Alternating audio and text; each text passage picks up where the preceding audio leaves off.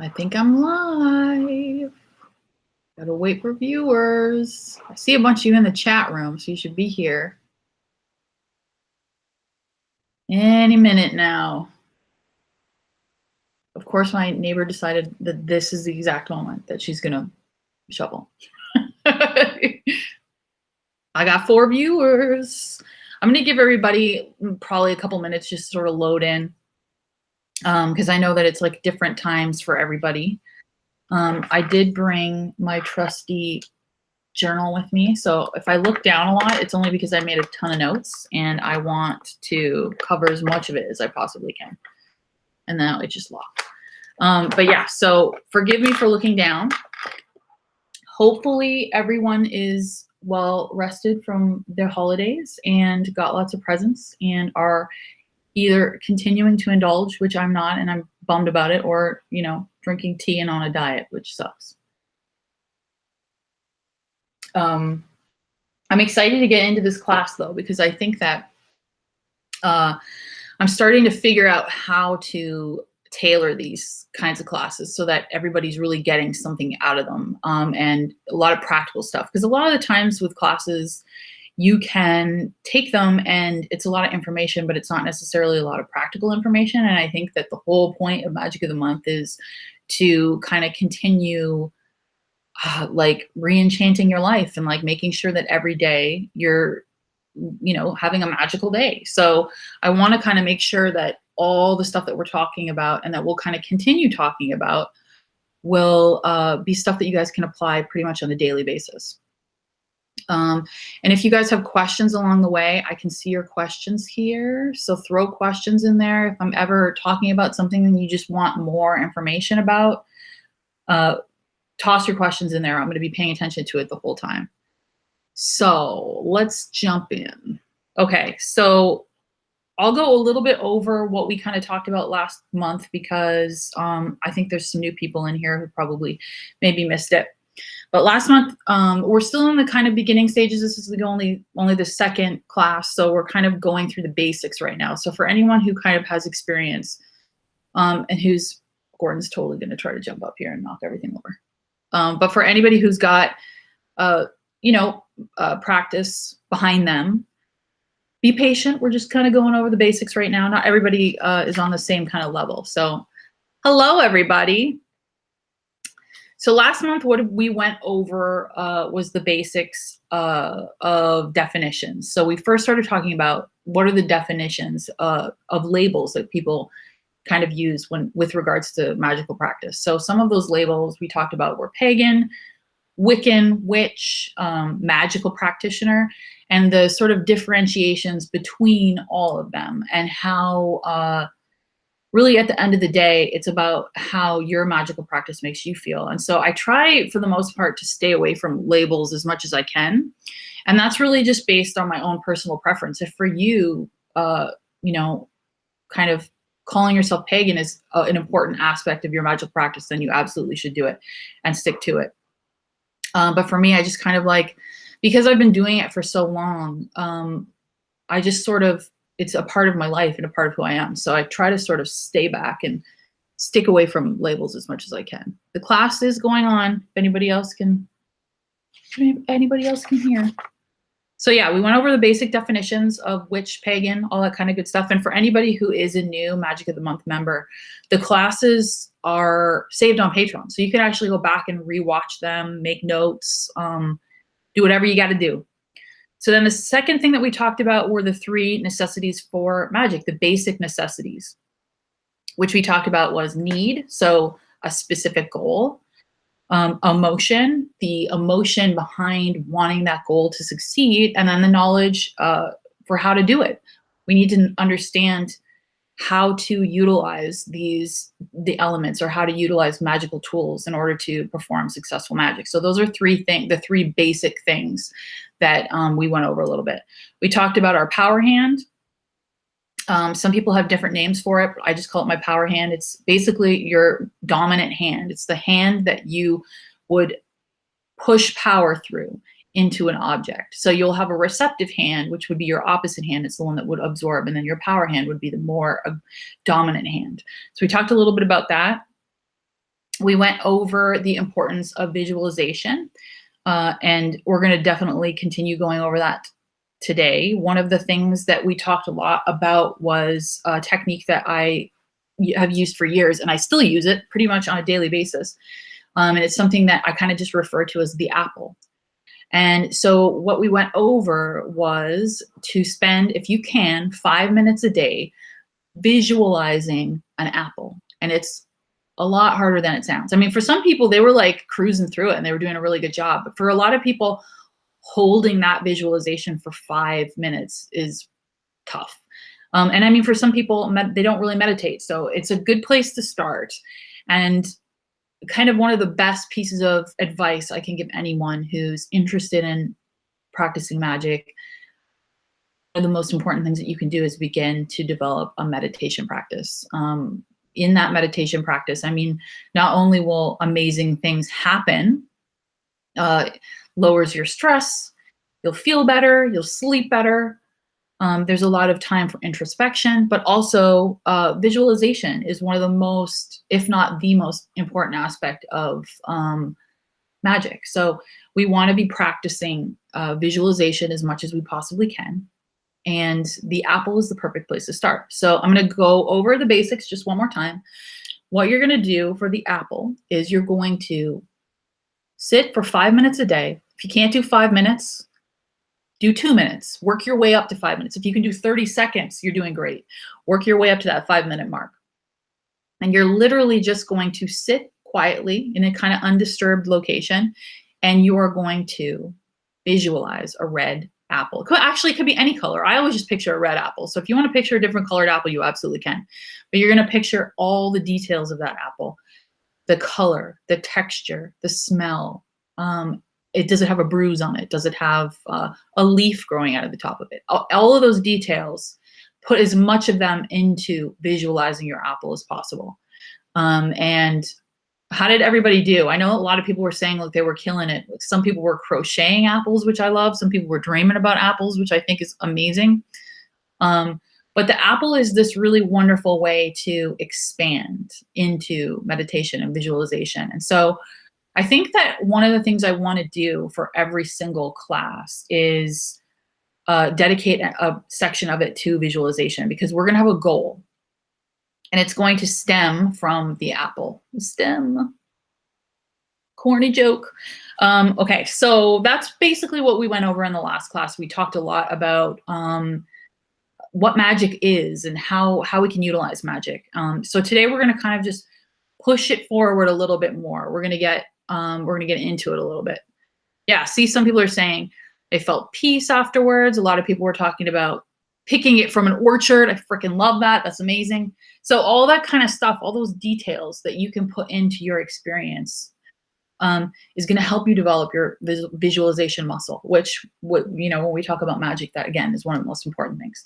So today's class, we're going to expand upon what we've already learned for visualization. I'm like the worst jokester ever. I'm like the worst old man joke person. I love like corny. Anything that's corny is like my favorite thing on the planet.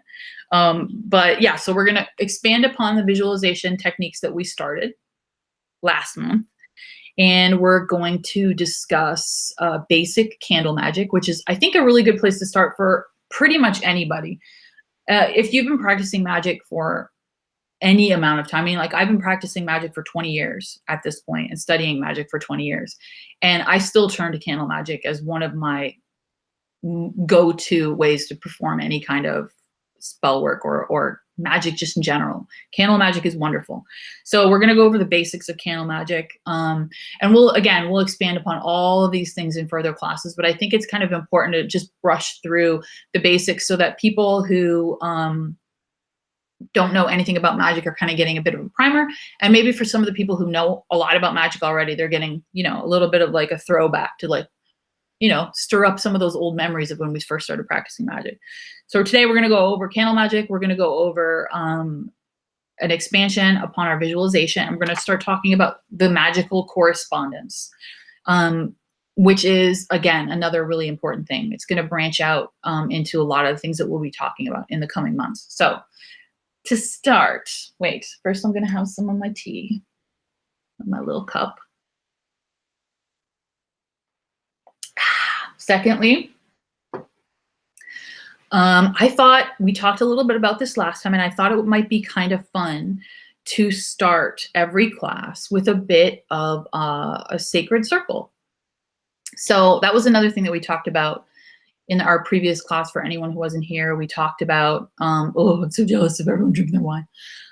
We talked a little bit about creating a sacred circle to basically contain energy, that we're programming before we release it. So we talked about how to perform a sacred circle, and I brought some things with me today. So I thought it might be kind of fun to do a bit of a sacred circle with everybody.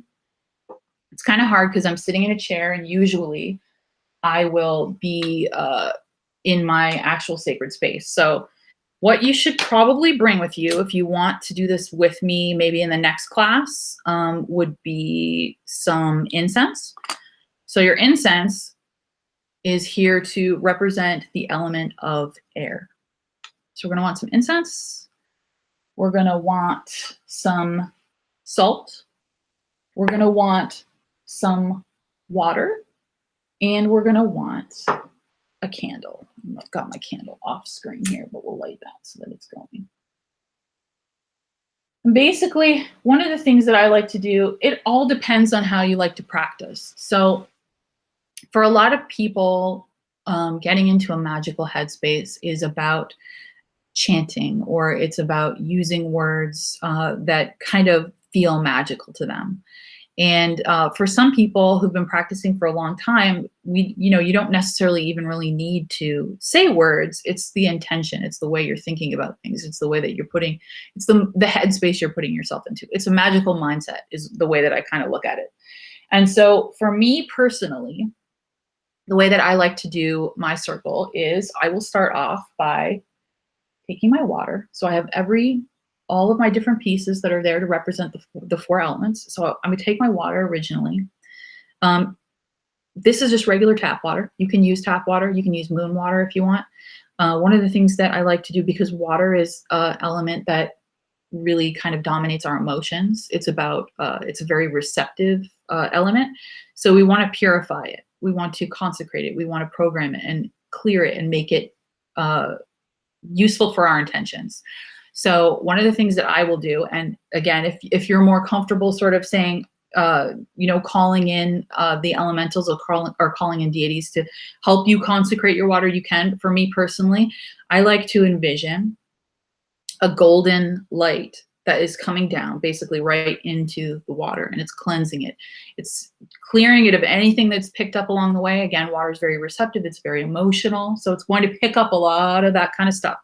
So I'm going to close my eyes, basically going to be envisioning this golden light that's going to come down. It's going to clear through the water. It's going to take anything that I don't want hanging around in the water with it. And I'm going to visualize it coming out through the bottom of the bowl, almost like a string that's going through the bowl. And when it comes out through the bottom, it's going to take all those negative things with it. It's going to take anything that's kind of hanging around in that water, and that string is going to attach down into the earth, and the earth is going to pull all of that negative stuff out. So again, I'm visualizing this golden light that's coming from above me. It's coming through the bowl, pulling all of the impurities, all of the negative energy, stuff that I don't want in it, out, down through the cord and into the earth. So I've cleared it completely. So the next thing that I like to do is I will grab my salt, add 3 pinches of salt. 3 pinches of salt. 3 often in magic will represent the 3 aspects of the divine. It will represent 3 aspects of the goddess, so Maiden, Mother, Crone. 3 is a really magical number. It's been often associated with occult practices. So usually what I'll do is take a pinch of salt and I will add it to my water. 1, add another 1 to my water. And again, salt is a purifier. You can use sea salt. I prefer using sea salt. It's just, I'm more comfortable using sea salt. You can use table salt if you want, but table salt goes through a lot more of a process to get to you, and there's a lot of hands that basically are passed through it. So salt, again, is very purifying, and it's not necessarily going to pick up negativity. It's not going to pick up that kind of stuff, but I just personally kind of lean towards using sea salt in a lot of my magical practices. So the last pinch goes in. So now we've combined water and earth. We have our representation for air here. It smells amazing. And fire. So the next thing that I will usually do, and again, I give myself, about 6 feet around, because you want a pretty decent sized circle. I will take my water, now that it's been consecrated and charged, I will take my water and I will spritz it around me. So basically what I'm doing is, as I'm doing this, I'm visualizing, and I will go in a clockwise circle. So I will visualize this consecrated water that is now basically purifying my space. I'm going to go all the way around and look like a complete dork. It's purifying my space. It's purifying the energy of the space. And it's even purifying me. And basically, as you're doing this, as you're consecrating, as you're clearing the space, and you're going to want to do this 3 times, you can begin to visualize your circle. And again, we talked a little bit about that in our last class. So the circle itself is going to be a complete sphere that's going to go completely over top of you and around you. And it's going to contain your energy. So we're working really hard in magic to raise energy and to program it. And without our circle there, basically, a lot of that energy is going to dissipate. It's going to be hard for that energy to stay in one space so that we can give it intention. We can give it a purpose.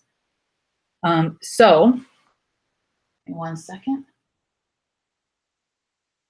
Okay. So, again, what we talked a little bit about before was, you can use black salt if you want. Melted snow would be lovely, especially if you wanted to kind of play with a little bit of like snow magic, which is like the winter months are some of my favorite months, but snow magic is really magical. So yeah, melted snow would be wonderful. Plus, it's also kind of bringing in an element of like change, which I think is really lovely. Bless sea salt. Do I have to bless it every time? You don't have to, again, because salt is already, it's the #1 element that we use for cleansing and clearing. So salt, for the most part, doesn't necessarily have to be cleansed, but you can give it intention if you want. But for the most part, you don't have to worry about blessing or cleansing salt. Okay, so next what we're going to do is, now that we've literally cleanse the space with our elements, and we have our incense going and we have our candle going representing the other 2 elements, we are going to visualize that circle. And for some people, the visualization begins with pointing. Some people will use a wand. Some people will use different tools. It's just whatever feels more comfortable to you. I personally like to, sometimes I will use my finger and actually visualize a circle that goes over you and below you, and it's going to go completely and encase you. So you are inside of a giant bubble, basically, that's going to go through your floor, the whole 9 yards. It's completely encasing you. And the purpose of that, again, is to contain energy, so that when we're sitting here and we're working magic, we aren't working very hard and having it dissipate completely out without having been programmed properly. So I'm going to sit here for a minute, and I'm just going to visualize my circle. I'll talk you guys through it a little bit. For me, I enjoy using color a lot. I think that color is really important to practicing magic and to visualization. So for me, often I will actually visualize the sphere as a completely golden, shimmering light that basically begins in front of me, and it moves alongside to my right shoulder. It moves behind me, around me to my left shoulder, and it reaches the front. And again, because we've talked about 3s, we can do this 3 times. So I'm going to visualize, and every time I'm visualizing the circle building itself, it's getting more dense. The colors becoming brighter. It's becoming more of a physical thing that's surrounding me. And now I'm going to visualize it 1 more time. And for a lot of people too, if you have pets, this is the phase when they really start wanting to see what you're doing. So they're actually, I mean, a lot of the time for people who have animals, they'll come in, and that's okay. As long as you continue visualizing it, it's wonderful. Sounds like what I do to prepare for Reiki. That's exactly it. Like we use a lot of the same techniques, from Reiki to energy work to magic. It's a lot of the same stuff. Most people will give them different names. Sometimes we'll use them for different reasons, but they're all kind of doing the same thing. They're protective. When we're practicing magic, sometimes things can be interested in what we're doing. So again, it's protective. It's stopping any energy from coming into your circle that isn't yours, so that energy won't affect your spell work. So now that we've done our circle, I think that what might be kind of fun is maybe, and this will be, if you guys want to do this, you don't have to do this, but maybe what we'll do then for the rest of the classes is we'll do a circle together if you're interested. So maybe for next class, have a bowl of water, have some salt, have a bowl of water, have some salt, have some incense and a candle, and we'll basically do a circle together.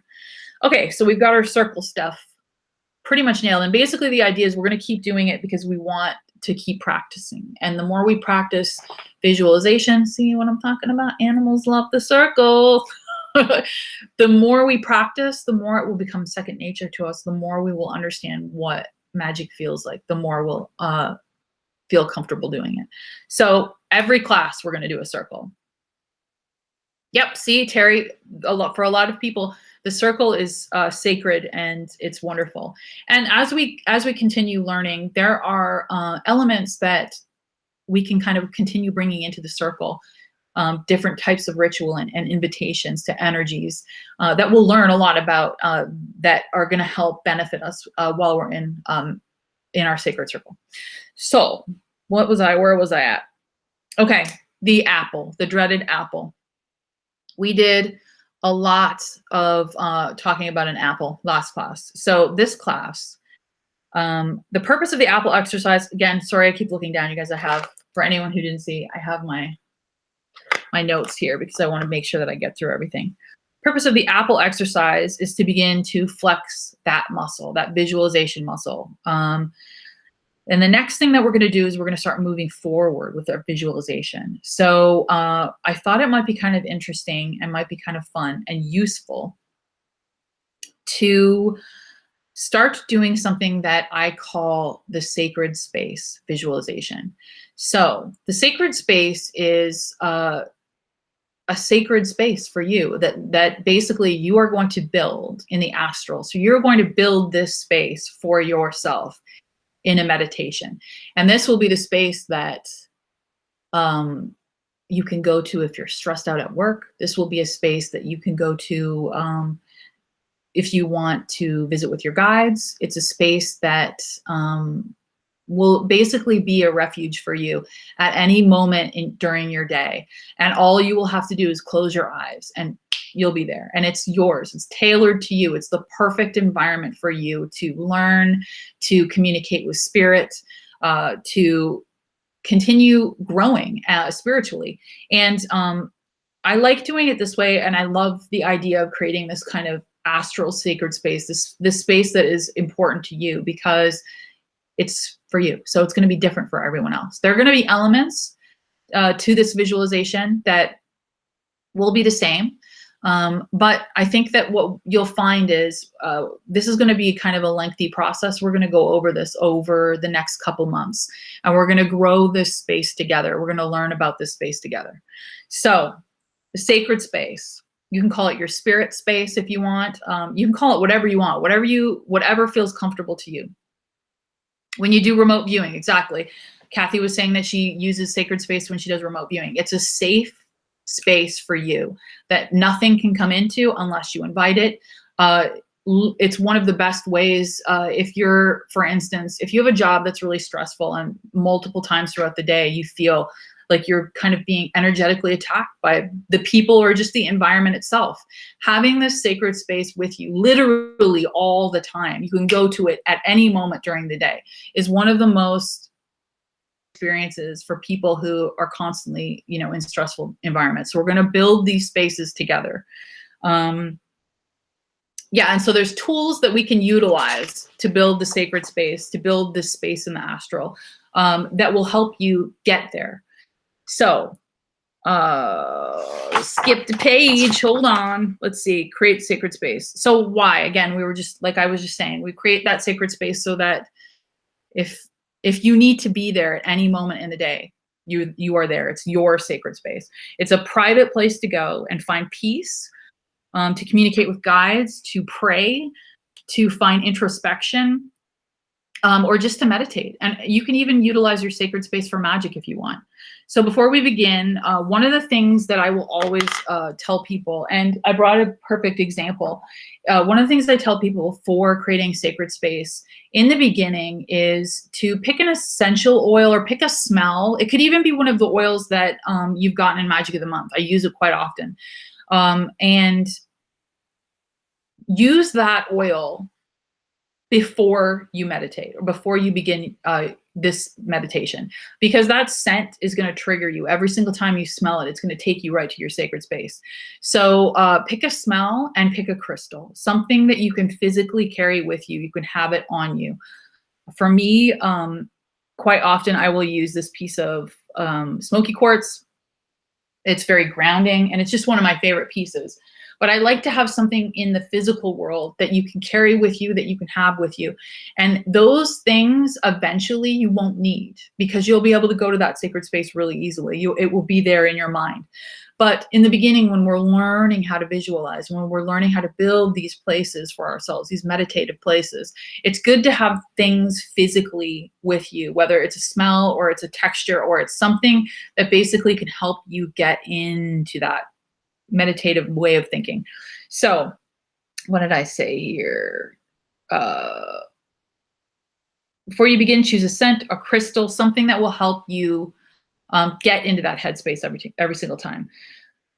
So the other thing about visualization and meditation, especially when you're kind of going out on your own, because for a lot of people when they first start meditating, they'll do the guided meditations, which are wonderful, and I often suggest them to people who, if you've not been a big meditator before, guided meditations are wonderful because it's good to have someone kind of guide you through the process. But we're not necessarily utilizing guided meditation here. We're kind of going out on our own. So it's good to put your intention out there. Think about, even if it's just something that's a split second, think about what your intention is. So before we would begin our meditation or our visualization, what's the goal? The goal is we want to get to our sacred space. It's our special place. It has, it's basically made up of us completely in the astral. It is a safe space. So before we begin, choose a scent, talk a little bit about that, put the intention out there and before you begin visualizing your space. So we're putting the intention out to the universe instantaneously. We're saying we want to create a sacred space that we can go to that is ours. So this is where the apple comes in. And the apple will be your anchor. Now that we've spent a month visualizing this apple, you probably were like, why is she having me visualize an apple? It's so random. Apple, I like using an apple because I think it's an object that we can visualize very easily, and it's small. So it's not a big clunky thing that we're paying super, tons of attention to. It's a small object that we can visualize. The apple is going to be your anchor to your sacred space. So I literally just heard Greg open a can of Coke in the other room really loud. So if you heard like a psh sound, that was totally him. So when we begin, and we're going to, see there's apps for guided meditation. They're wonderful. YouTube has a ton of guided meditations that are really, really wonderful. Spotify, if you use Spotify, they've got like whole playlists of guided meditations. So take advantage of all that. You don't have to go out and buy a bunch of guided meditations. There are people on YouTube who put them together and they're wonderful. And I think, again, because visualization and meditation is something that we've been talking so much about, I'm going to try to post more of the guided meditations that I use quite often. So we're talking about the apple. You're going to visualize your apple. And so we're not going to actually get to our sacred space for a couple weeks, but we're going to start visualizing the landscape around our sacred space. So when you're visualizing your apple the next time, tomorrow, when you're sitting for your 5 minutes and you've got your apple and you're visualizing the color and the shape, the next thing that you're going to do is you've got your apple perfectly in your mind. You're going to start to pay attention to sounds. What can you hear around you? And again, this isn't going to be in your physical world. This is going to be in that space where you are with your apple. What can you hear around you? Can you hear a beach? Can you hear birds in the trees? Can you feel maybe a breeze on your face? What is that environment? What is that environment that for you is the ultimate peaceful place? For some of you, it might not even be outside. For some of you, it may be inside. It's better if it's outside because we're actually going to be going inside to our sacred space. So, okay, scratch that. Let's stick to outside places. Focus on the sounds around you. So you've got your apple. You've been practicing this for a month. You guys are pros at this now. Now that you're in this space with your apple, start to listen. Can you hear the tide coming in? Or can you hear a thunderstorm in the distance? Can you hear a breeze coming through the trees? Are you in the woods? Are you on a beach? Are you by a lake? Can you hear a creek bubbling? Start to pay attention to those sounds that you hear around you. And the other thing is, if you don't organically hear sounds, start to imagine ones. Imagine the sounds of a place that would be the ultimate peaceful, beautiful, incredible place for you. And it's just yours. It's just your space. So again, as we were picturing the apple, now we're going to add an extension onto it. We're holding the apple and we're hearing something around us. We're hearing, for me personally, and I don't want to taint your experience, but for me, it is the sound of the tide coming in, because I've always been, you can absolutely visualize the sound of snow falling, anything in the world that brings you peace and comfort and just kind of that feeling of magic. Visualize that. So for me, it's the sound of a beach. It's the sound of the water coming in. I can feel the breeze on my face. I know that I'm by the ocean. I know that there are trees nearby too, because I can smell that really wonderful smell that you get that kind of drifts out of a forest or out of the woods. And so that's where I want you guys to kind of focus your attention. Focus your attention on the sounds. Focus your attention on always a breeze. It's for a lot of people, yeah, and a twinkling starry sky. For some people, it might be during the day, during the dawn. For some people, it could be at night.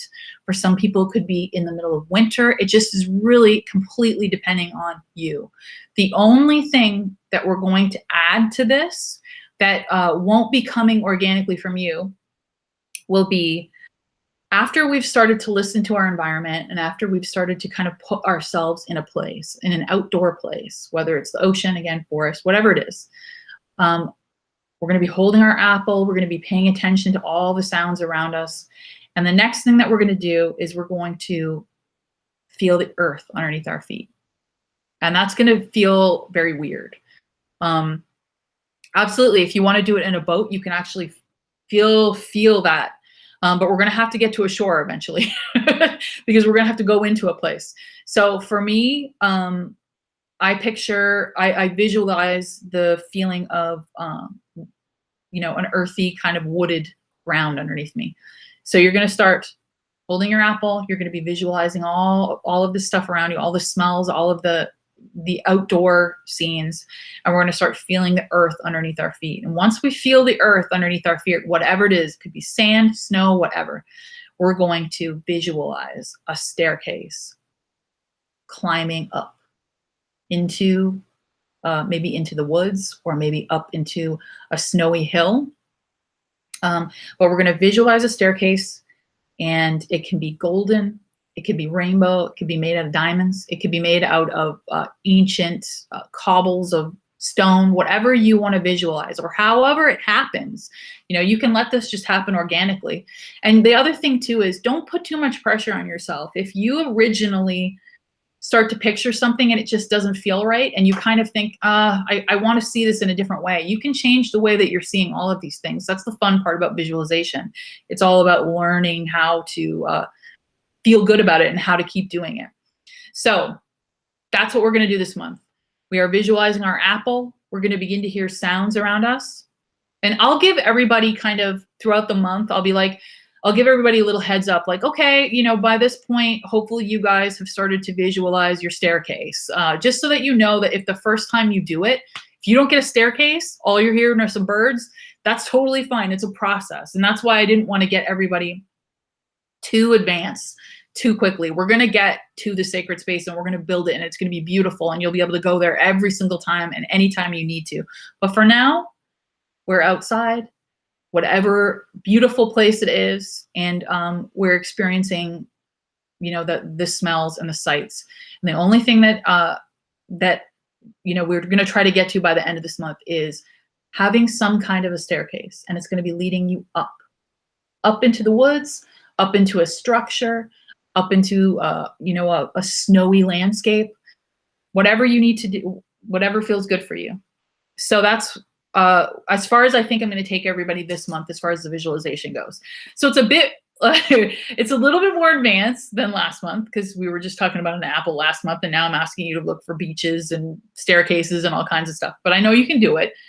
And I think the other thing too is once you realize that the visualization and meditation it feels great and it's wonderful. And the more you do it, the more calm you are, the more you can handle your day, the more you'll get better at it. When at first it can seem kind of daunting if you've not meditated a lot or if you've not done a lot of visualizations. It's easy to kind of be like, oh, I don't know how I feel about this. This is too much stuff to do. But after you practice enough, you'll get the feeling for it. You'll know, I need to go and do this. I need to go and you'll find, I think more often than not, that when you are faced with these moments of stress throughout your day, you can go to that place in your mind and tap into that peace and tap into that release of stress. And also the other thing that it's doing is it's protecting you. It's protecting your energy from energy vampires. It's protecting your energy from people who want to lower your vibration. So that place that we're building, this place that we're building that exists in the astral, but that also exists within us, it's a part of us, is going to be a place that we go for refuge. No, see, the thing is, it's funny. Michelle says, is it odd that I have trouble visualizing the apple, but not my beach? No, because the thing is, when we visualize things that bring us joy and bring us happiness, those feel great and we want to keep experiencing those. But the other aspect of magic is sometimes we have to visualize things that seem weird and don't feel normal. So it's good to keep pushing yourself to do things like, again, visualizing the apple. When you're there, so now here's a good practice that you can do. Since it's easier for you to visualize your beach, while you're standing at your beach and you're seeing your beautiful stairs, look down at your hand and your apple is going to be in your hand. The apple, again, like I mentioned earlier, is going to be our anchor. It's going to be with us quite often during our meditation. And it's because it's going to be a physical thing that we can set it down. We don't have to carry it around with us everywhere. And the other cool thing about it is if we lose it, all we have to do is look at our hand and it'll pop right back in again. So the thing with using the apple is it's going to be an anchor. So try, now that you've got your beach and your stairs, maybe it might be a little bit easier to visualize your apple. Okay, so let's see. Yeah, we talked a little about stone, grass, whatever your staircase is made out of. Over the next month, we're going to focus on the surroundings and the sensation. Keep your apple in your hand during your visualizations as an anchor. It's going to anchor you so that we don't drift away. Because the other thing that happens a lot too in the beginning of meditation, and when we've not done it before, is our minds will drift off. And we'll start worrying, oh crap, I didn't do that. I need to go do that. And so it's good to have an anchor that you can kind of bring your attention back to, roll it over in your hand, look at it, smell it, look at the color of it. The apple will continue to be a thing that we'll come back to as we practice and as we get better at it. In the beginning, it's easy to kind of, and I mean, even for people who've been meditating for years, it's easy for your mind to drift away when you start worrying about something like paying, did I pay the, phone bill, or all that kind of stuff will pop into your head.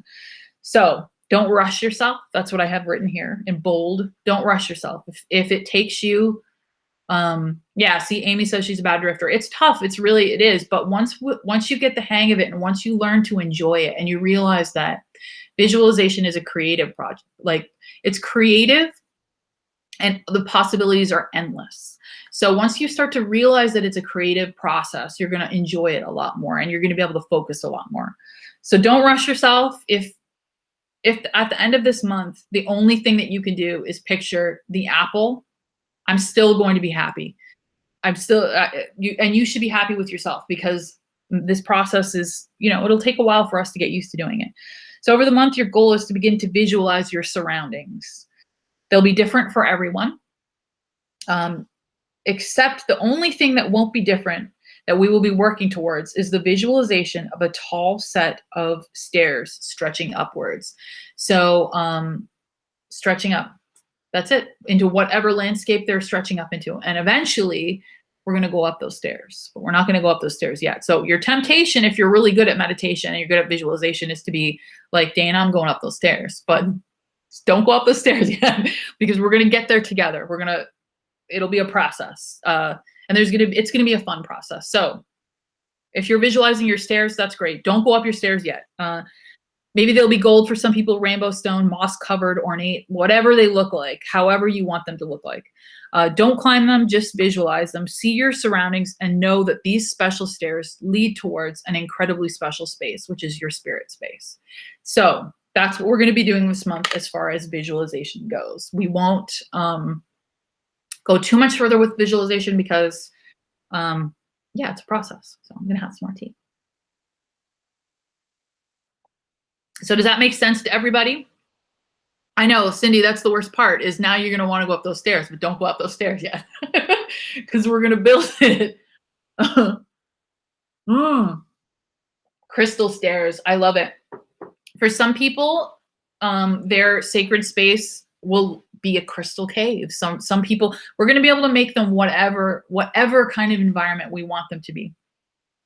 All right. So if there's any questions, feel free to post them in there. Don't climb your stairs. Don't climb your stairs. Remember, don't climb your stairs.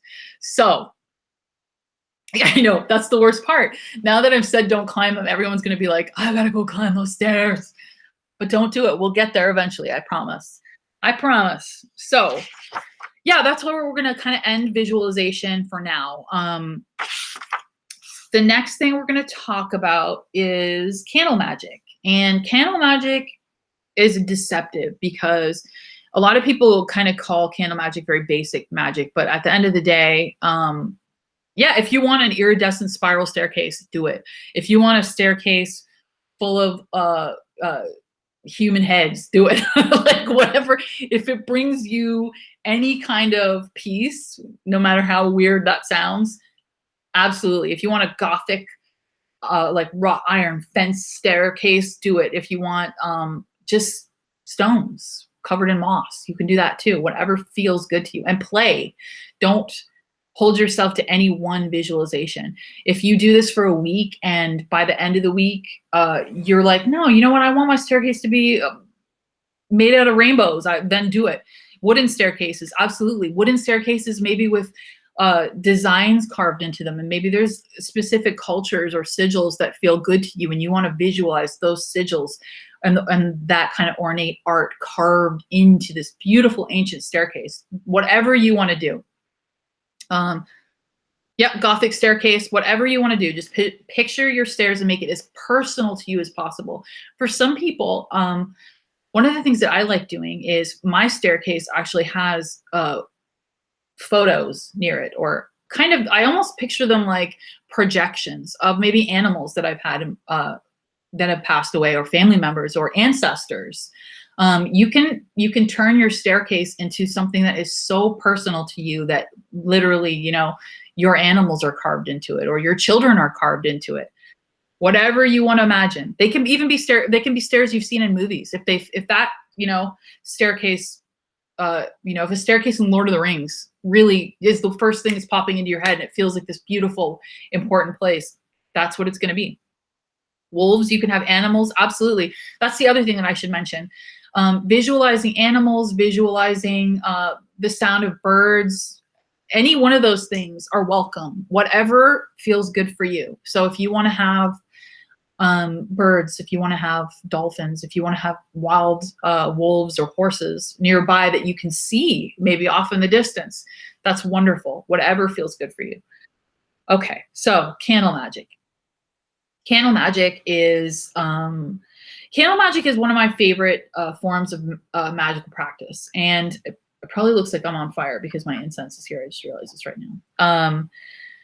It's one of my favorite forms of magical practice because there are so many elements to it, and we can use it for so many different things. So candle magic is something called sympathetic magic.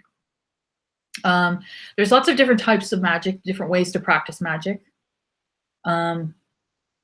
Sympathetic magic, at its core, sympathetic magic is the belief, I have it written down here like a nerd, so I'm just going to read it right to you guys. At its core, sympathetic magic is the belief that a person can be affected magically by actions performed towards something that represents them. So, again, sounds like a lot, but what it really boils down to is it's the act of believing that a person can be affected magically by actions that are performed towards something that represents them. A perfect example, a voodoo doll. It's an object. Poppets are also wonderful examples of sympathetic magic, and so are candles. Candles are often one of the most highly used pieces of magic. Yeah, the new moon is coming. I think it's on the 17th. I feel like, and I'm feeling it big time this month. It's really intense. But yeah, so sympathetic magic, we're practicing with candle magic. Poppets and voodoo dolls are often kind of associated with candle magic. Yeah, the 17th is the new moon. So candle magic was used by the Egyptians, by the Greeks and the Romans. Many cultures forever have used candle magic. It's kind of not, doesn't really necessarily get owned by one specific time period or a part of the world. Everyone has used candles for magic in some way, shape, or form. So the reason candles have been used so much is because candles are basically helping us in magic harness the power behind the element of fire. So they harness the power behind the element of fire to help bring about change. So fire is the element of transformation. Fire transforms things into completely different things. So I have a great examples here. So melted wax, it renders things to ash. It softens metals and it turns liquid to gas. So fire is the ultimate element of transformation. When we think about fire, one of the things that always pops into my head is the idea of forest fires and how forest fires are they're awful, but at the end of the day, they're clearing a space. They're transforming a space so that new growth can happen. And that's what happens a lot with fire. Fire is this element that rushes in and kind of causes that sometimes like a chaotic change. But at the end of the day, it was a much needed change. So when we're working with candles, we're really working with that fast, furious, fiery transformation. And that's why candle magic is often used by people because maybe it is tomorrow. I thought it said 17, but everyone will have to check. I have an app on my phone that I use, and apps have been known to be wrong. Farmers, not always so wrong though. I'm gonna have some more tea. So candle magic, again, people kind of turn to it often because it is so it's so fiery and so quick to take action that it's often, like people even light candles for prayer in churches. It's a great example of, there we go. It's a great example of other religions using candles, even kind of in a magical way. So fire is the element of transformation. Things to consider with candles right off the bat, and this is something that you'll definitely want to consider. And we'll get into what candle magic is and how to perform candle magic in a second. I just have this here because I think it's kind of important. So the things we want to consider when we're talking about candle magic is size, color, and dressing. So size, I brought examples because I'm going to do demonstrations for you guys. So if you're doing a spell for someone, or if you're doing some kind of ritual work, let's say you have a friend who has a really bad cold and they've said to you, because remember, we talked in our first class, we don't practice magic on people who have no choice in the matter. So if our friend comes to us and says, listen, I feel really crappy. There's some kind of weird energy around me. Can you do some kind of cleansing for me? One of the things you're going to want to do is you're going to want to grab a candle like this. This is a chime candle. Chime candles are wonderful for spell work because they take about an hour and 15 minutes to burn. I have done spell work and candle work like a dummy with candles that take hours to burn, where you're sitting and you're focusing your intention for, hours and hours. But chime candles are wonderful for spell work. So chime candles, the other option that we have are candles like these candles, for instance, that are double layered, because we're going to talk about color. We're going to talk about correspondence. Double layered candles. I like to make double layered candles because I think that bringing in the properties behind those two colors into one candle is really wonderful. So lots of these. And then the other option that you have as far as candles go is something like this bad boy.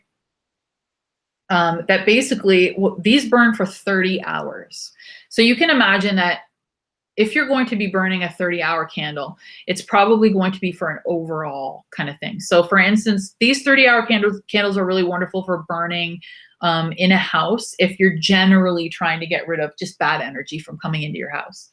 So it's not necessarily one specific goal. Like you're not saying, I want this thing out of my house, or I want this person out of my life.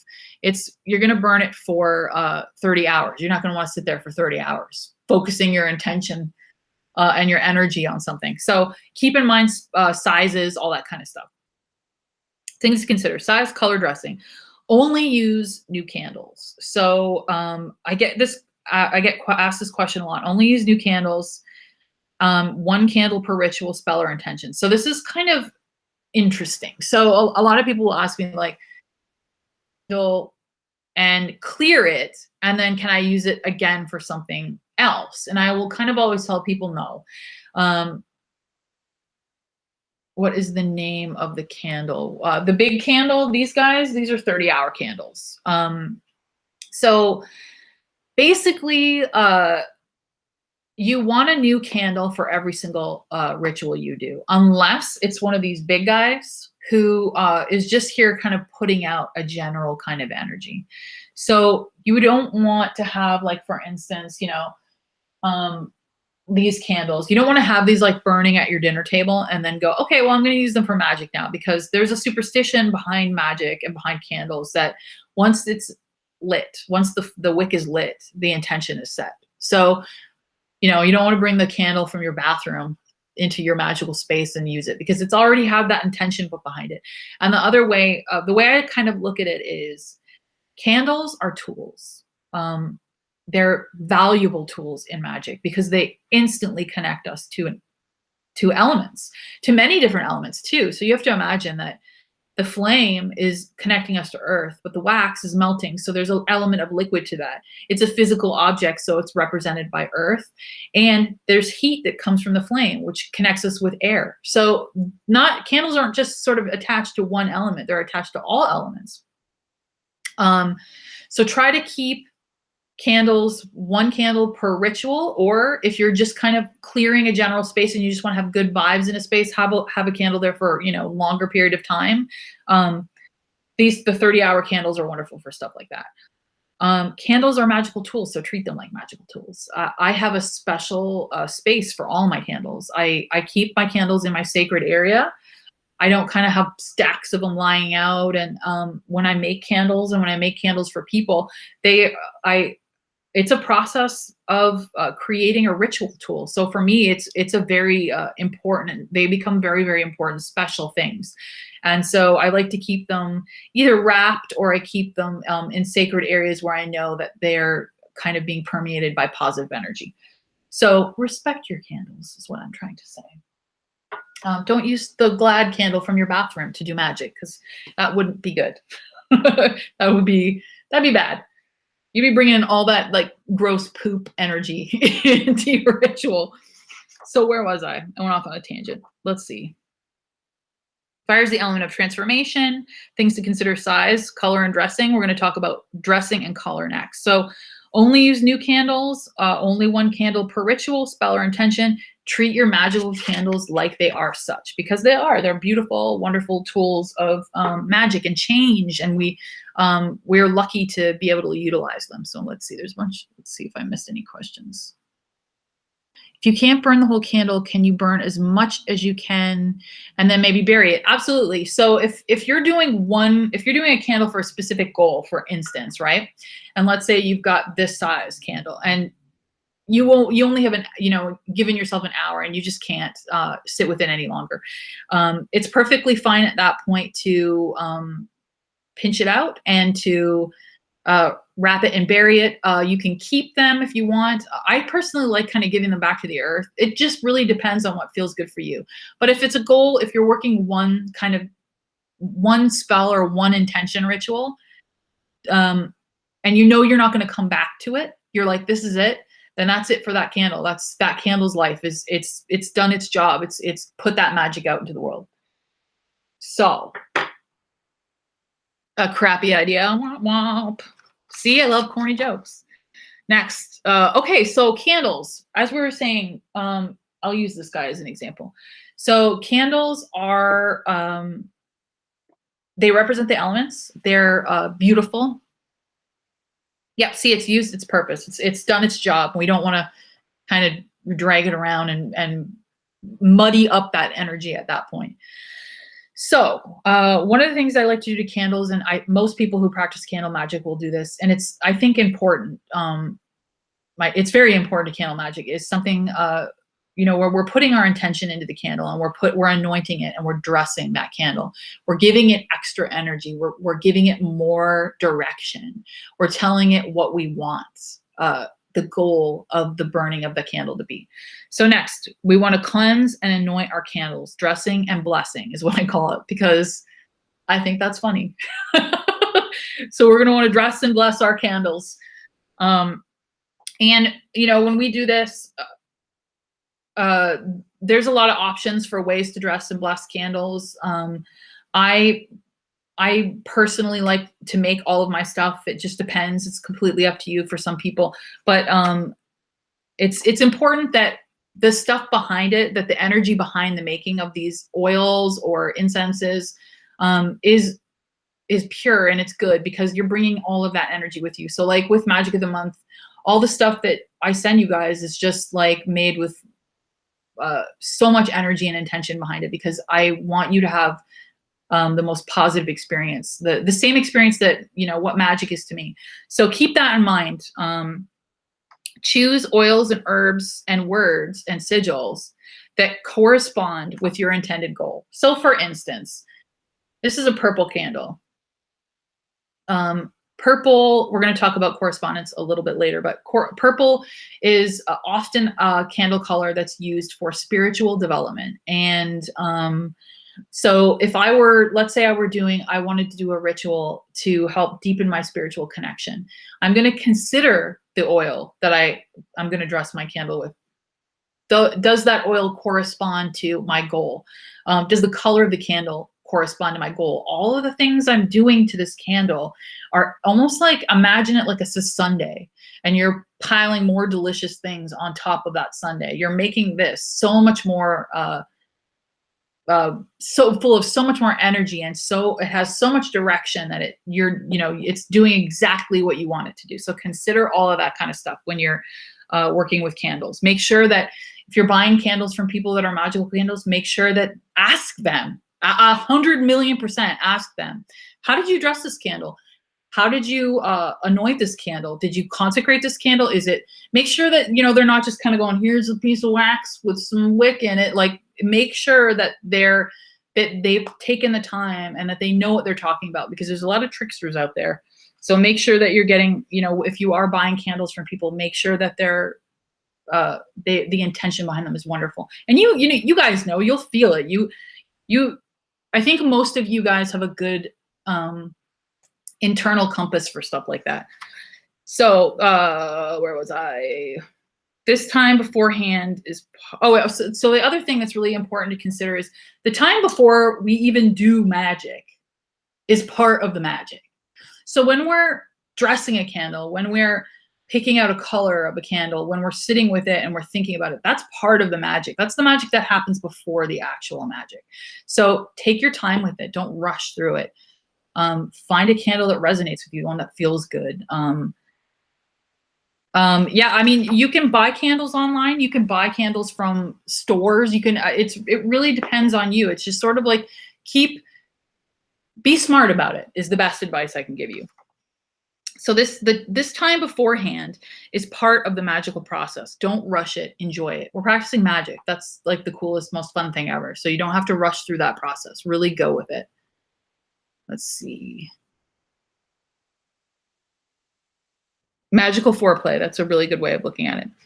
So for candle work, one of the things for anointing and for dressing candles that we have to consider is, and I'll use this guy as a better example because this guy's kind of big. It's something called dressing. We're dressing our candles. We're adding oils to them. We're adding incense to them. We're adding blessings to them. And part of that blessing is going to happen with oils, like I said. So I have oil. One of the things that I like to do is put some of this here. So when you're working magic, and if the intention of your magic is to bring something to you, you're going to want to dress your candle like this. And I know that there's been quite a few candles in Magic of the Month at this point, and I kind of talk a little bit about it. If you're bringing something to you. So let's say, for instance, you want to bring money to you. You're going to pick an oil that corresponds, and you're going to, when you add it to your candle, start at the wick. And because we're bringing it to us, we start at the wick, we work our way down the candle to the middle, and then we stop. And then what we'll do is we'll reverse the candle, start at the bottom, and we have this oil on our finger, we're drawing it to us, to the center. So basically what we're doing is we're bringing it to us. We're not getting rid of it. We're bringing it to us. And if we were working, money magic, we'd have a green candle. But for the sake of the demonstration, we'll use this guy. And you can do this on any size candle. So you're basically, again, you're bringing it to you. You're bringing that to you. If you had a cold that you wanted to get rid of, or if there was some creepy person that was, really bothering you, we would do it this way. We would want to get rid of it. So we would start in the middle with our oil, and we push it out. Start in the middle and push it out. So basically, I like to do it 3 times to a candle. So again, I will do it 3 times. I will do it over here. I will do it over here, depending. You can do it multiple times if you want. You can dress oil, or you can dress candles with different types of oils, a bunch of different types of oils. Usually that's like what I like to do.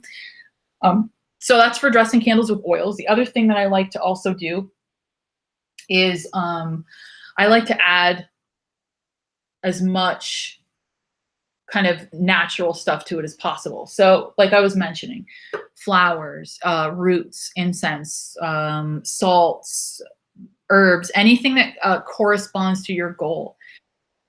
As we're doing this, as we're dressing our candles, we're preparing them, or you can even buy them dressed and prepared.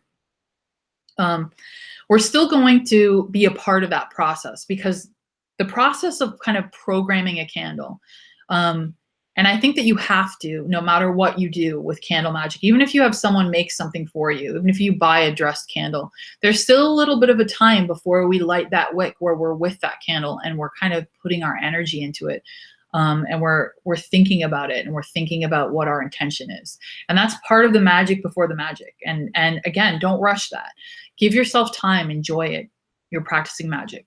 That's awesome. So give yourself lots of time. Dressing candles is the link between you and the candle, which is your magical tool. It imbues the candle with magical properties of the oils, herbs, and charges the candle with your intention. This is the magic that happens before the magic. You can tell I wrote that down like 3 times. I was like, oh, that's kind of fun. So now is the time. Now, after we've dressed the candle, we've prepared the candle, and now that the candle is our magical tool, we get to do the actual ritual. Now is the time for the ritual. Do something beforehand. And this is something that I will always suggest to people. And now that we're kind of like getting into actually performing magic, this is one of the best pieces of advice I can give you for getting into that mental state, that magical mindset. Do something beforehand. Amy's in there repping my candles. Thanks, Amy. Do something beforehand to set the tone. So when we get into a magical mindset, we've been, going about our day, like we talked about before in the last class. We were talking about becoming unmundane, putting ourselves into an enchanted kind of headspace. Do something before you perform your ritual that helps you get there. So for me, it's usually, we'll totally go over sigils, and we'll go over intention carvings for sure. And I'll do that today too. So do something beforehand to set the tone, whether that's a meditation, whether it is taking a ritual bath, which is usually what I'll do. I like to kind of get into that headspace by taking a ritual bath and oils and herbs and stuff like that helps me kind of get out of my head and into a magical way of thinking. So for some people too, if maybe taking a ritual bath isn't what you want to do, you can set up a crystal grid. Maybe that will help align your way of thinking into that magical way of thinking. So just to kind of briefly touch on what Aldona was asking, and this is something that I think is going to definitely be dedicated to an entire class, because sigil work is, there's like so much to it, but it's so much fun, and it's so, it's such a fun way of practicing magic, and it can be used in so many different ways that I'll definitely have an entire class dedicated to sigil work. But one of the other things you can do with your candle, and I will do this often, sigils are symbols that contain power. They're symbols that contain intention. We've thought about them. We've created a sigil, or you found a sigil that, you feel represents that emotion. Because remember, we were talking about magic is about emotion. The more emotion we can feel, the more emotion we can push out into our environment, the more we're able to program the energy that we will release. So if you aren't comfortable with sigils, because for some people they're scary looking and they look kind of spooky, one of the things you can do is actually just carve the word. So if this candle specifically was being made for protection, or if, all right, here's a perfect example. This candle is to help John Tenney find his phone, right? I would write, if Tenney asked me to do this, I would never do it against his will. I would write, John Tenney, find your phone. I would literally write it that simple. And that's kind of a good way to start with like basic sigil work, basic candle programming. You can actually write physically what it is that you want to achieve with your spell or with your candle work into the actual candle itself. So that's kind of a brief overview. We will definitely go into sigil work much more intensely in the future, because it's so valuable, and it's valuable in every form of magic. So just a little bit of a addition, but yeah, absolutely carve stuff into your candles, carve words into your candles, carve like symbols into your candles. You can carve something as simple, if you're doing a candle spell to bring money to you, carve the symbol for money into it. It's that simple, and it's such a powerful symbol. We know what that symbol means. It makes us think of a certain thing.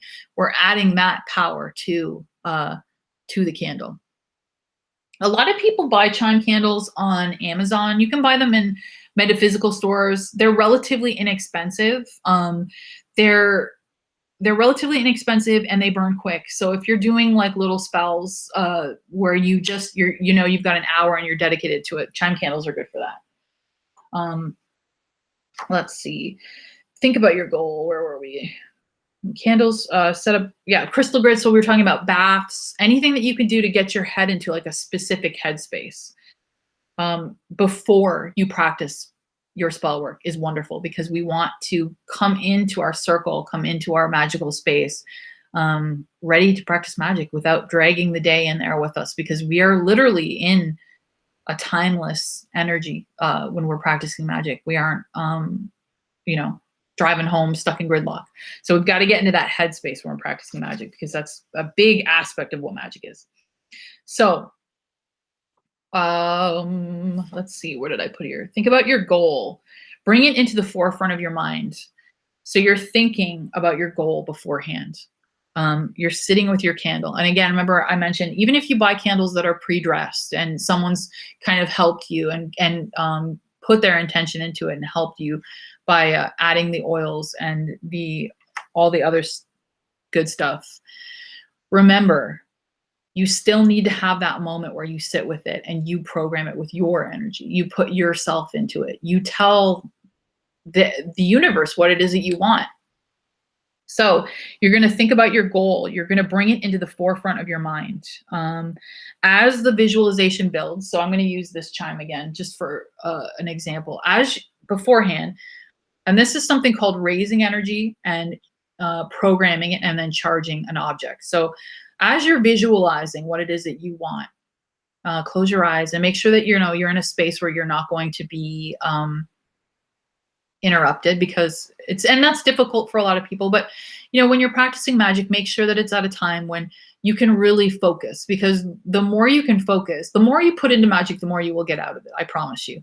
So if you're going to be interrupted, or it's just not the kind of right time, maybe you're not in the right headspace, don't practice magic. Make sure that you're coming into it with the right headspace. Is making candles, you recommend paraffin or beeswax? There's it really depends. A lot of people say and believe that beeswax candles hold more energy and hold more power to them. And it really depends on who you talk to. Beeswax candles are beautiful and they look very beautiful.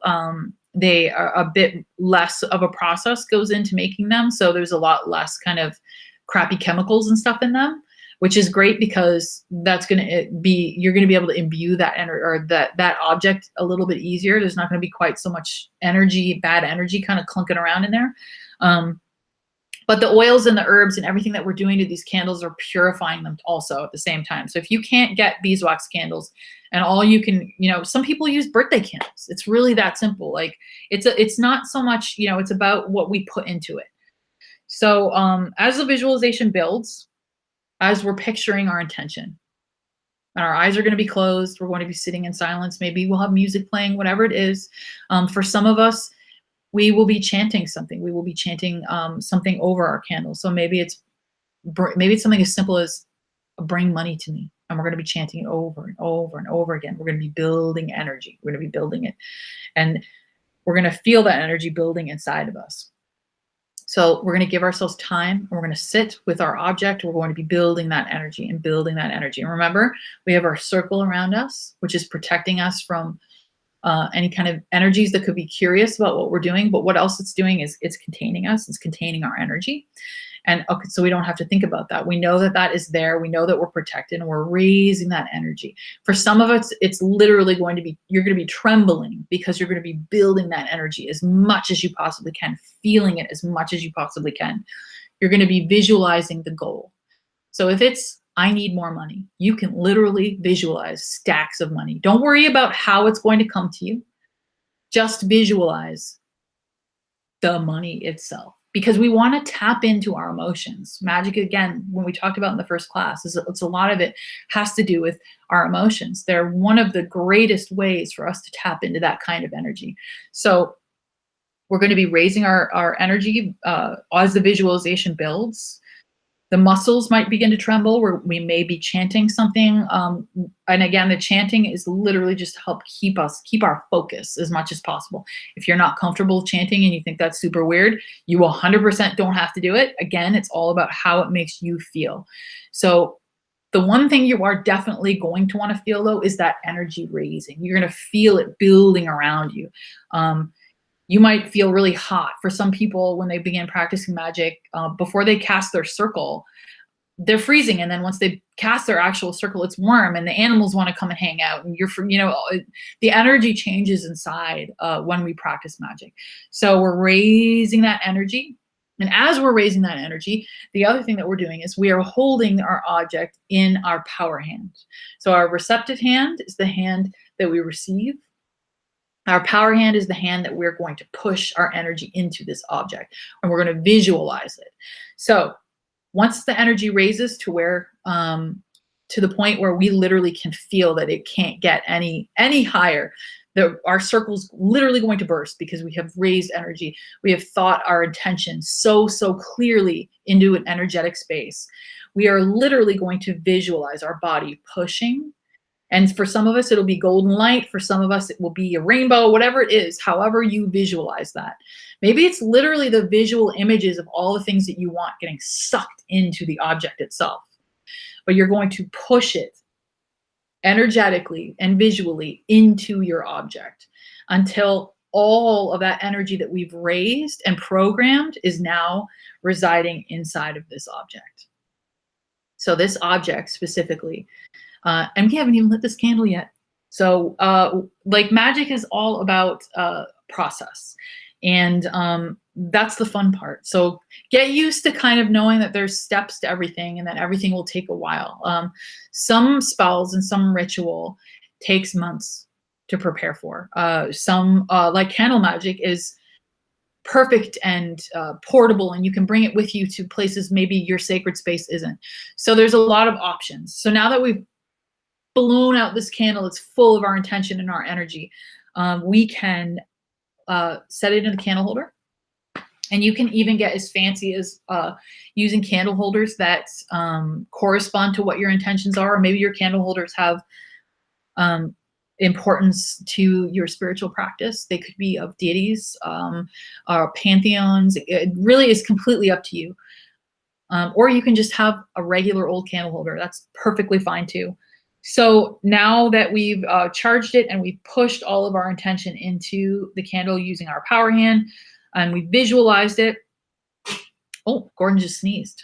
That scared me. I'm really into this, and Gordon just scared the crap out of me.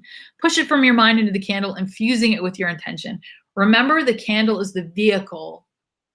The candle is the vehicle for the creation of magic. So the candle is part of it.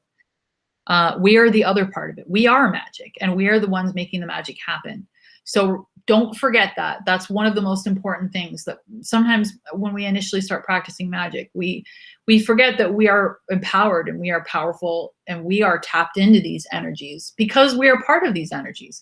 And so in that moment, I always like to take a moment after I've charged something and kind of like, build myself up a little bit and think like, this is part of me, and I'm empowered by the process. So let yourself feel empowered by the process, and don't forget that you are part of the magic. You are one of the most important parts of the magic.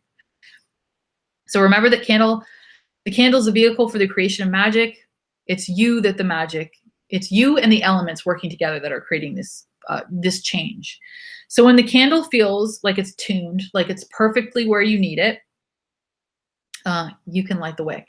And there's a lot of different superstitions about lighting candles.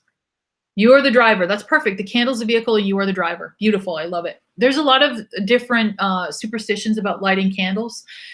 Some people only light candles with matches. Some people don't light matches or use matches at all because they feel like it can or negative energy can be attached to the sulfur in the matches. Some people have special lighters that they use. It's completely up to you. The only thing that I would say is I use a lighter. I'll light candles from other candles. Usually if I've just charged something though, for instance, like this guy, if I've put an intention into him, I won't light this candle off of another candle because that energy can kind of like get sucked into it. So imagine it's like a bit of a sponge at that point.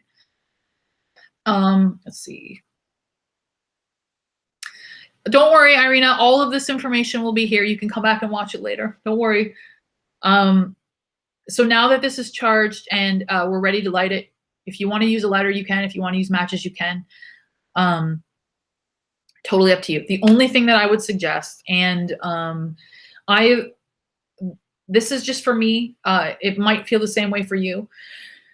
When you blow your candle out, if it's a candle that you're using for magic, don't blow it out with your breath.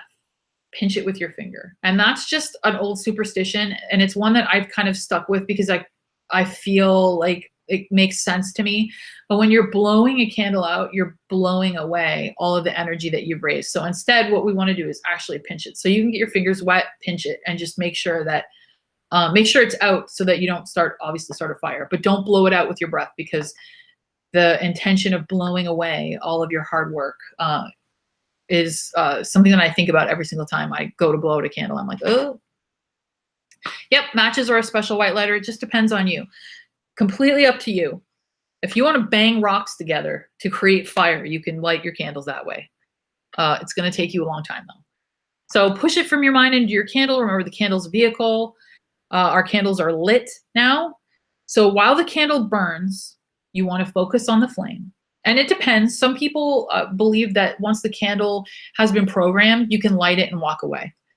It's not what I personally, the way that I practice candle magic. I think that candle magic is, it invites us to be active with it. I don't think that it's a passive experience. So I do think that you should sit with it, unless you have one of these big bad guys who are going in a space for 30 hours and they're doing their job. They're cleansing out of space.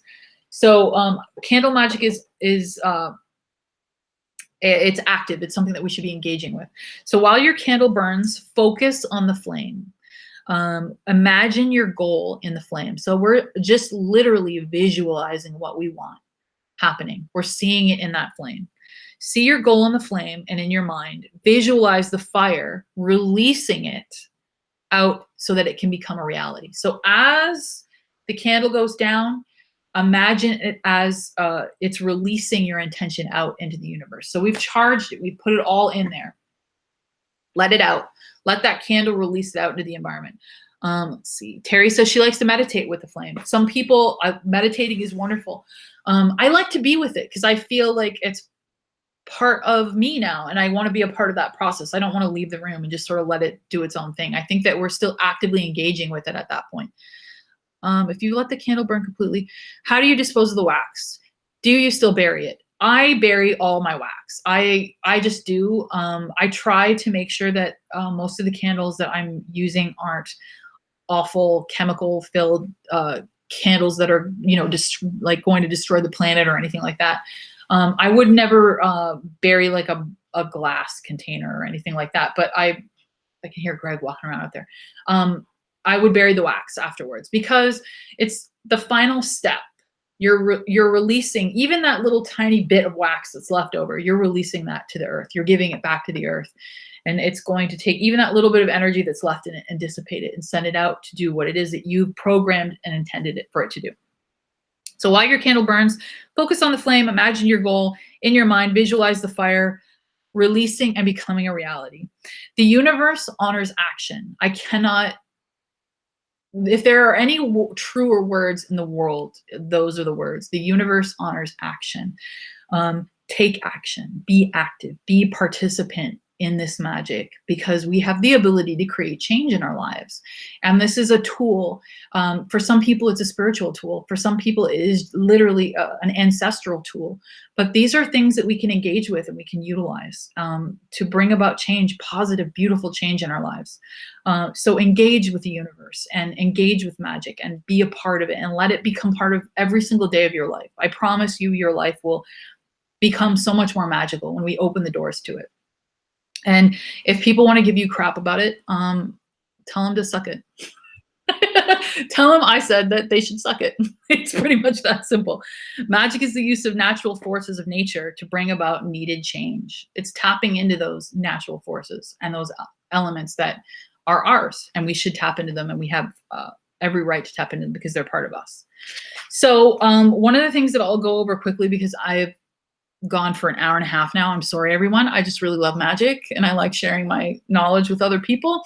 One of the things to consider, again, I talked a little bit about it earlier, is color correspondence. Colors are so important because I wrote this down. I'm going to read it. It's mainly because I just want to show off my cute thing too. So every color has a different vibrational energy that impacts our moods, our thoughts, feelings, and just our general environment. And this applies to more than just candles. It's mojo bags and paper and all sorts of things. So candle color is, I should make a pin that just Dana says suck it. Seriously, if anyone ever gives you crap about practicing magic, just say Dana says suck it, because you can just suck it. And then light some black candles to get rid of that bad energy, people. So yeah, color, it evokes feeling. So color is really important when it comes to magic, and especially when it comes to candle magic. Consider color when you are using candles. There are lists, correspondence lists, books that will kind of get in depth and like even pick apart like various shades of green. But I'll just go over some basics for you guys right now. So for instance, black candles, perfect example, black candles. They're wonderful for wisdom, protection, uncrossing, banishing negativity, scrying, releasing, getting rid of stuff. Black absorbs. So black candles, what they're doing, and some people are scared of black candles because they think there's some sort of like satanic, association. There isn't. I mean, maybe there is for Satanists, but not for, people who practice magic. So the black itself is absorbing that negativity. It's taking it out of an environment. Black candles are wonderful to have on hand all the time. Black and white candles, all the other candles, if you can't ever buy or find colored candles, black and white candles at the very least can be programmed for a multitude of different kinds of intentions. So black, blue candles are wonderful for communication, focus, astral projection, water. So if you're working water magic, they're wonderful for that. Harmony and willpower. Brown, earth magic, real estate, stability, house blessing. Green is wonderful for prosperity, abundance, money, luck, jealousy, and marriage. Red, passion, strength, courage, action, war, fire, competition. Purple is wonderful. This shade is like my favorite shade of purple because I think it's also very like indigo, which I think, kind of like conjures up ideas of like, indigo light and like the white light and positivity. So purple is wonderful. Wisdom, spiritual power, to drive away evil. Oh my God, purple is so good at that. So is black, but for some reason, purple for me feels so powerful, like such a powerful color for the positive. And breaking habits. Yellow is good for happiness, success, inspiration, sun magic. In the summertime, when we do classes, we're going to learn a lot more about like tapping into what's happening in the world seasonally. So we'll do some seasonal magic together, which I think will be really fun.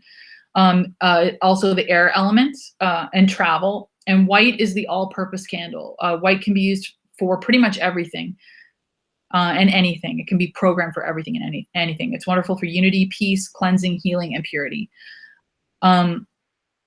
So that's a little overview of candle magic. And I mean, we're gonna, again, this is class 2. I get so excited. I'm like, I want to teach you everything, but I get overwhelmed. So we're gonna break everything down so that everybody can kind of get there together. So we have some homework. I love giving away homework. It's like my favorite thing on the planet. Homework.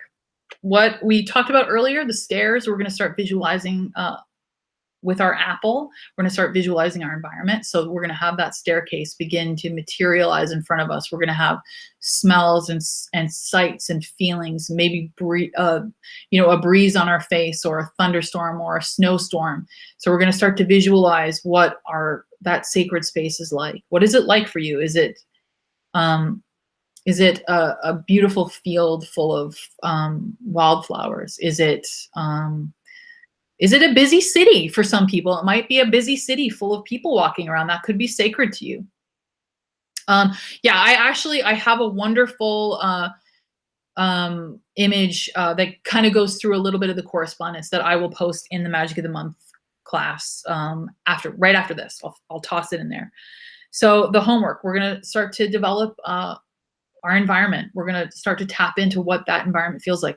Are there animals there? Is it night? Is it day? Is it a certain type of year? Maybe it's fall. Like the fall would be beautiful to imagine the leaves blowing around in the crisp air. So start to go there as you practice your apple meditation. As you see your apple, begin to tap into what's around you, what's surrounding you. What are the feelings? Where are you? Let your imagination start to build a place. Um, Begin to think about that. So the next thing that we're going to do is the next one of the other things that you can do this month, if you want to, if you're comfortable with it, is to do some kind of candle magic. Do some type of candle magic, even if it's with just a votive candle. Um, Give it an intention, and even if it's as simple as that, world peace. That's as simple as that. You're giving it intention, that you're telling the universe what kind of energy you want to create. So if you've got time this month, give yourself, an hour or 2 hours, or at some point, give yourself some time to sit. Find a candle. Again, even if it's just a plain white votive candle, there is power to it. It's magic. It exists in all candles. It's all about how we use them. They're tools. So if it's as simple as literally just putting out positivity into the world, start to practice candle magic. Start to bring it into your everyday life.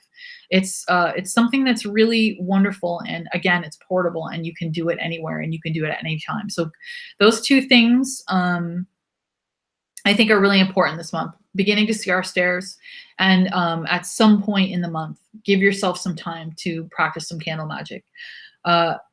Next month, here's a little sneak peek for next month. So next month's class, I'm thinking probably of doing it around the same time, like maybe halfway through the month. And if the time worked for everyone, I know I think I did it an hour later this time, just hoping that everyone on the West Coast got the chance to maybe take part in the last bit of it. But let me know how times and everything works out for everybody. And I'm thinking about doing the same halfway through the month. We're going to expand upon our visualization. So we've got our stairs. Maybe we'll start to climb the stairs. Maybe we won't. We probably will start to climb the stairs. Don't climb the stairs. Don't climb the stairs. So, yeah, so next month, we're going to start going through, tell them to go smudge off. I love it. Oh my God, that's amazing. Next month, we're going to start talking about the elements, and how we can tap into elemental energy, earth, air, fire, water. How can we tap into that energy, and how can we bring it into our magical practice? How can we become one with it? And how can it help our spell work become what it is we want it to be, and also our spiritual selves. So we're going to start talking about the elements. And the other thing that I decided I think we definitely need to talk about, because it's so important to magic, is celebration. And so I think that every single month we're going to talk about the Wheel of the Year. So for anyone who doesn't know what the Wheel of the Year is, for a lot of pagans and a lot of Wiccans, and I mean witches just in general, people who like to celebrate the seasons and the natural elements, we'll celebrate something called the Wheel of the Year. So pretty much every single month there's a Sabbath. There is some sort of pagan holiday associated with magic, and you can tap into that time of year to perform magic, or you can just use that time of year as a celebration. So Imbolc is coming up. Imbolc is literally one of my favorite Sabbaths. It's coming up the beginning of February. So I think I'll probably talk a little bit about the seasons. Starting next month, we're basically going to start going through the Wheel of the Year and learning every single one of the Sabbats and how to celebrate them. Because the other fun thing about being a magical practitioner, being a Wiccan, being a pagan, is that we have literally a celebration like every couple weeks. We get to literally have an awesome party pretty much every couple weeks. So we're going to talk about the Wheel of the Year, which is, I think, very important. And I mean, even for you, if you don't associate with Wicca or paganism, the Wheel of the Year is a really wonderful thing to kind of know a little bit about as far as practicing magic goes, because certain times during the year, there's different types of energies that we can tap into that can help us for magic. And so it's kind of good, even if you're not interested in the spiritual religious aspect of it, that's totally fine. I 100% understand. But there's energies that we can tap into and learn a little bit more about. So we'll start talking about the Wheel of the Year. The other thing that I think that we'll start to go through is more correspondence and understanding a little bit more about oils and herbs and what those correspondences are. And we're going to start talking about possibly the possibility of creating a sacred space outside of ourselves. So we're creating our sacred space in the astral. We're creating this meditative sacred space, but also maybe creating, even if it's just a little corner of your dresser where you can have a crystal there, you can have some place in your house that feels sacred to you. I think that's really important because it gives your magical practice a sense of stability. It gives your magical practice a little bit of a place to exist in the world. And so we're going to start talking about those things. So we're going to start running through elements. We're going to expand upon our visualization. We're going to talk about the wheel of the year. And we're going to start talking about maybe creating a sacred space and what that sacred space would look like. And, you know, maybe I'll just toss some other fun stuff in there. You never know. I like to just mix it up a little bit. So yeah, your homework. Hold on, T. Ugh. I've been talking a lot. So homework, the stairs. We're starting to visualize the stairs. And practice some candle magic and take some pictures and I want to see them and I want to know what your experiences are like. I want to know how your meditations are.